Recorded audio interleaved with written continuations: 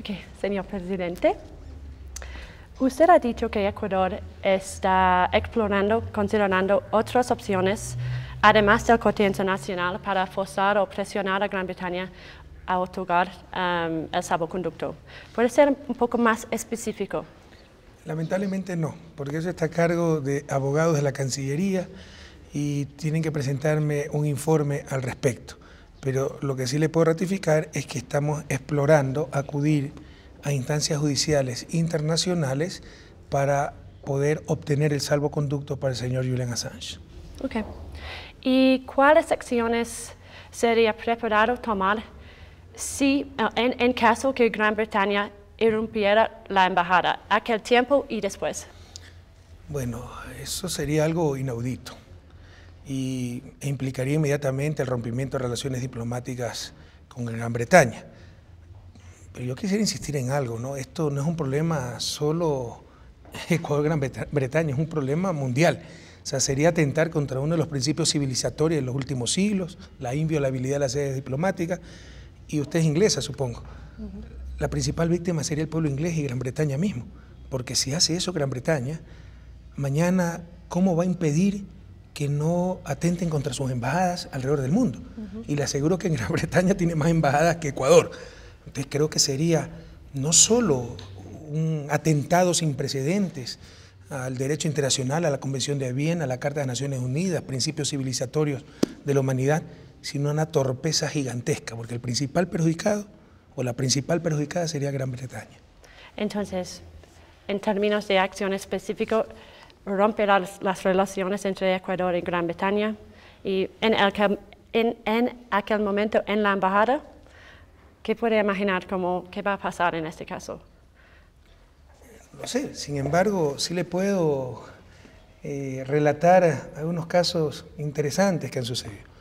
Cuando parecía inminente el ingreso de la policía inglesa a la embajada del Ecuador el miércoles anterior, la embajada no es la residencia la residencia está en otro lado. Nuestra embajadora es una mujer, una valiosa mujer ecuatoriana, Anita Albán. Ella decidió quedarse a dormir, porque si ingresaba en la embajada, ella quería estar ahí.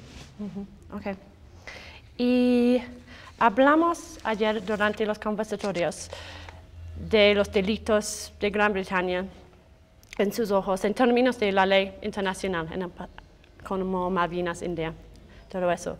Pero ¿usted piensa verdaderamente que Gran Bretaña es un abusador de derechos humanos, como implicó ayer? Ha dejado muy claro que no le gusta a los Estados Unidos ni lo que representa. ¿Se siente igual como acerca de Gran Bretaña?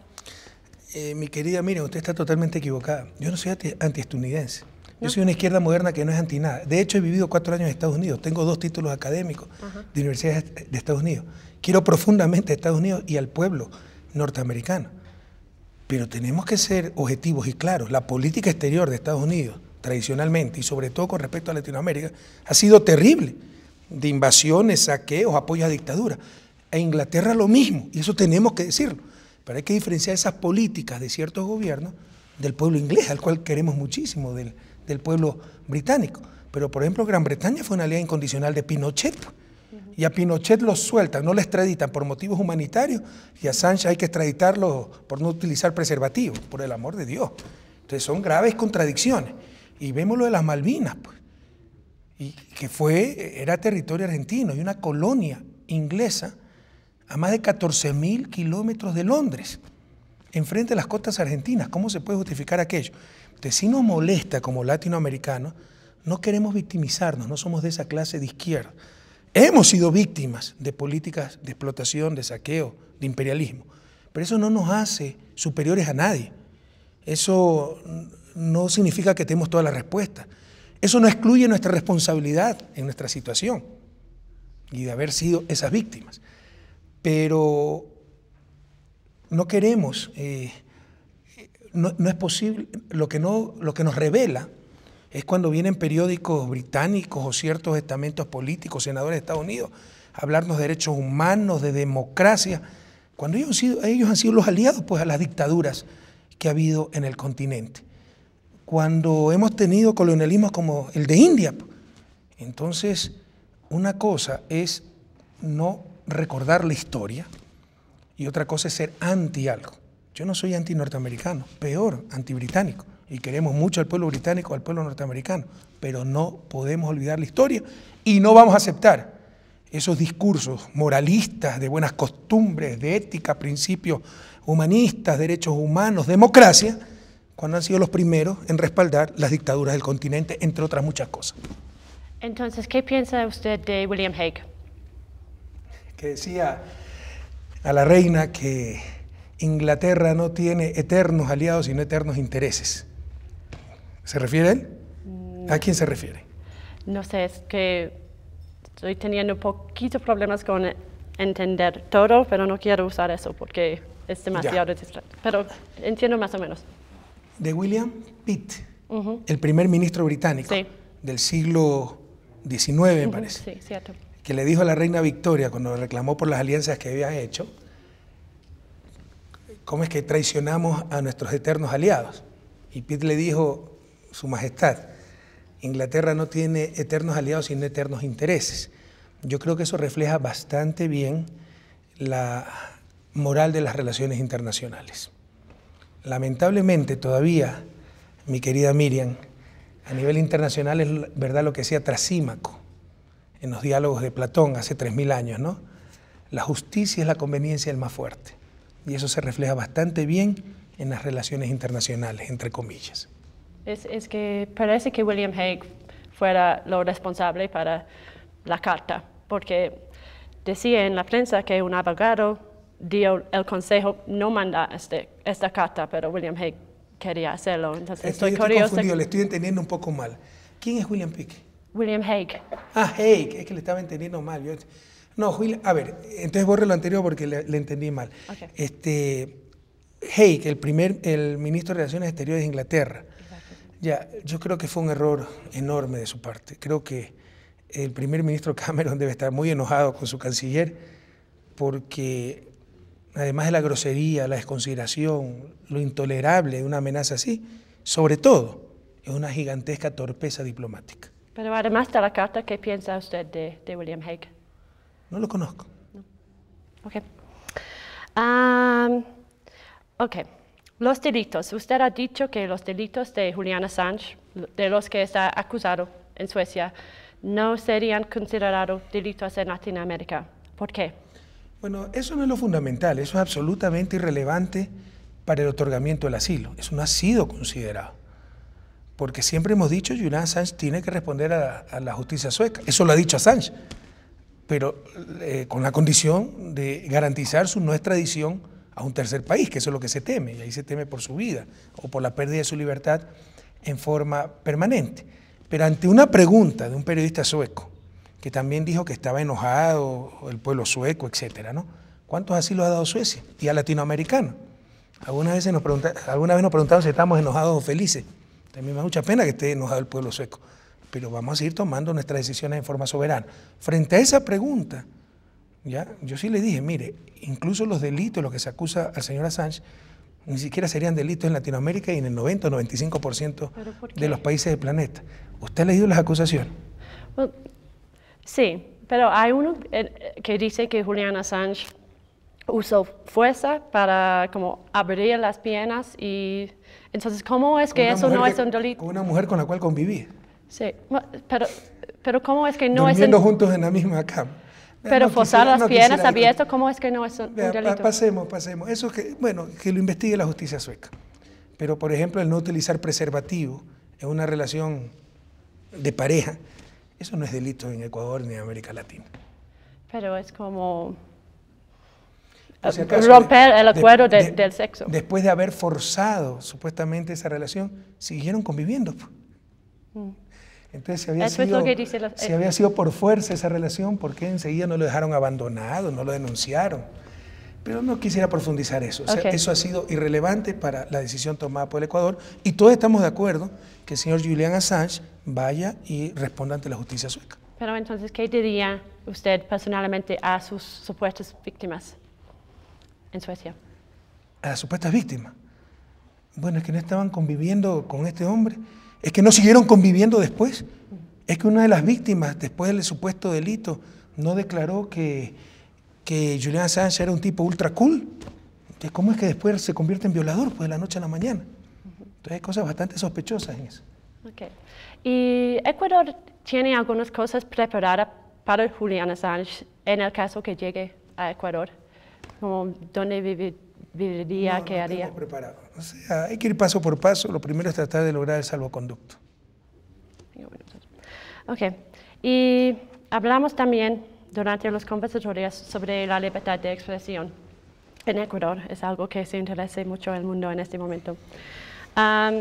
Y usted dijo que la calidad de la prensa aquí es muy mal en algunos casos y no respetan la ley. Pero mucha gente, incluso Reporteros Sin Fronteras, ha dicho que usted también no respeta la ley porque cierra estos medios sin aviso y sin usar o sin agotar las avenidas legales. Entonces... Miren, eso es mentira. Son los cuentos de siempre. Aquí hubo primero, ¿qué periódico? Prensa escrita se ha cerrado, ¿me podría decir? Y, well, dígame. o medios comunitarios de indígenas también, no es solamente como medios privados. Eso es lo que dice Reporteros Sin Fronteras. Bueno, averigüe pues, para ver si dice la verdad Reporteros Sin Fronteras, porque seguramente está obteniendo la información de la prensa corrupta. ¿Qué periodista está preso? Yo leí una versión de prensa que decía que cómo busca asilo Julian Assange en un país donde se apresan periodistas. ¿Qué periodista está preso? Y si hubiera alguno preso, no fuera por periodista, fuera por cometer un delito. ¿O es que el delito se tiene que sancionar cuando lo cometió un arquitecto, un ingeniero, pero si es un periodista no hay que sancionarlo? Todas son falsedades de esta gente que está contra el gobierno, que han estado acostumbrados, ellos sí a incumplir la ley, no pagar impuestos, explotación laboral, mentir, etc. Sobre las radios cerradas, usted sabe que hemos cerrado hasta radios de ex colaboradores del gobierno. ¿Por qué?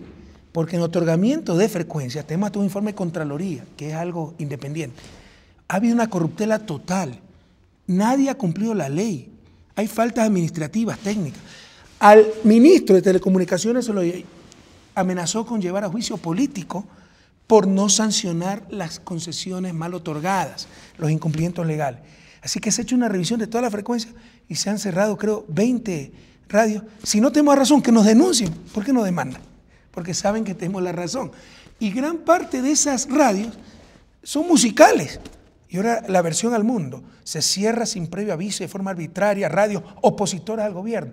Son mentiras, son patrañas. Y le invito a que se quede en el país y averigüe si le estoy diciendo la verdad, mi querida Miriam. No se dejen engañar. Son mentiras. Y no es solamente medios privados, como Amnistía Internacional escribió un informe el mes pasado diciendo que protestas indígenas contra proyectos en sus tierras, ustedes usan ley de contraterrorismo para silenciar ellos también. ¿Cómo se puede justificar eso? Usted sabe que Amnistía Internacional hace 10 años no tiene oficina aquí en Ecuador. Que eso lo hizo un investigador que no vive en el Ecuador, pero lee el informe. Son casos anteriores a nuestro gobierno. Creo que hay un caso en nuestro gobierno. Y un caso por un asesinato. Hubo unas protestas en el 2010 o 2009 donde se asesinó a una persona, el profesor Bosco Bizuma, y no quieren que investiguemos eso porque es persecución a líderes indígenas. Ya basta. Vaya, vea, pues en Inglaterra detuvieron a un adolescente de 17 años por mandarle un Twitter a un nadador, a un clavadista inglés, haciendo referencia a su padre. ¿Y a quién se le ocurre decir que en Inglaterra no hay libertad de expresión o no hay libertades civiles? Acá asesinan en protestas violentas donde se llamaba a salir con carabinas, con lanzas envenenadas, a un profesor indígena, Bosco Bizuma, y quieren que no investiguemos porque es criminalización de la protesta social. Miriam, usted es periodista, busque la verdad, no vivan engañados, por favor. Okay. Y pregunta final, si tengo tiempo, ¿sí? Usted ha dicho muchas veces que sí existe la garantía que Suecia no va a mandar a Julian Assange a los Estados Unidos. Pero según la ley ya en Europa y la ley internacional, Suecia no va a mandar a Julian Assange a los Estados Unidos si hay una posibilidad de pena de muerte o de tortura. Entonces ya existen estas garantías, ¿no? Entonces, ¿qué quiere usted? Bueno, recién dijo eso, no lo dijo antes. Que lo formalice y que lo amplíe. Porque no es solo pena de muerte, pues es cadena perpetua, que es estar muerto en vida.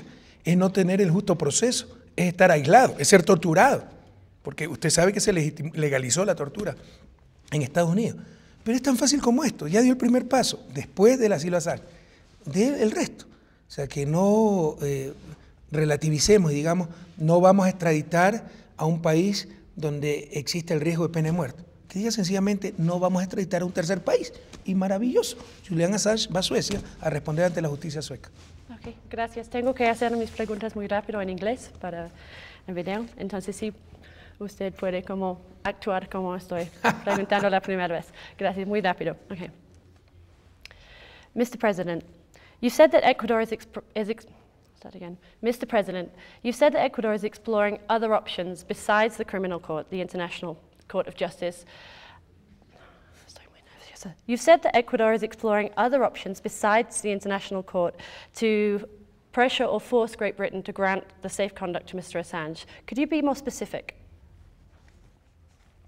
What actions would you be prepared to take in the case that Great Britain did invade the embassy, at the time or later?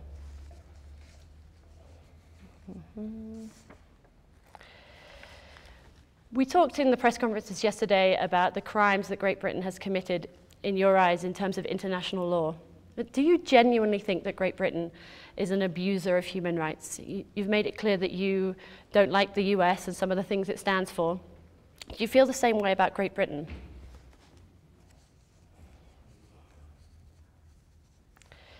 You've also said that the crimes that Mr. Assange has committed would not be considered crimes in Latin America. Why?